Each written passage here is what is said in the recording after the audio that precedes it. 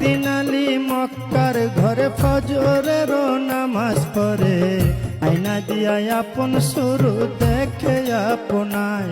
ওরে আয়নাতে রূপ দেখে আলী অমনি উঠিলেন বলি, আমার মতো এমন সুন্দর নাই আর দুনিয়ায়।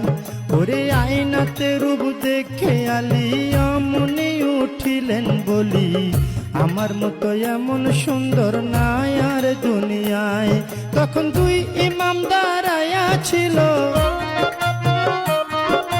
দুই ইমাম দাঁড়ায়া ছিল, আলীর ডাইনে বাইরে সাধের দুনিয়ায়।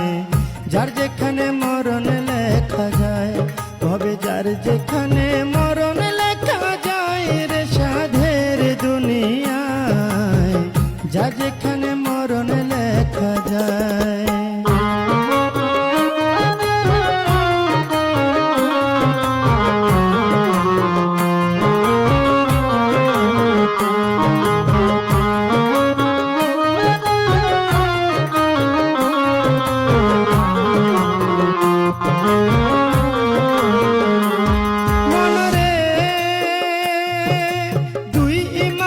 পিতার ধারে শুনে আব্বা কই আপনারে, আপনার চেয়ে বেশি সুন্দর আছে আমার মার। মায়ের বাতুনি এক সুরত আছে, যে দেখছে সে পাগল হইছে। বিনায়া বিনায়া বলছে ইমাম দুইজনায়। ওরে এই কথা শুনিয়া আলী গুসাতে বলিলেন খুলি, দৌড়াইয়া তখন আলী ঘরে চইলা যায়। ওরে গিয়া বলছে জোহরা রে, শোনো জোহরা কই তোমারে। বিনায়া বিনায়া বলছে আলী মরতু যায়।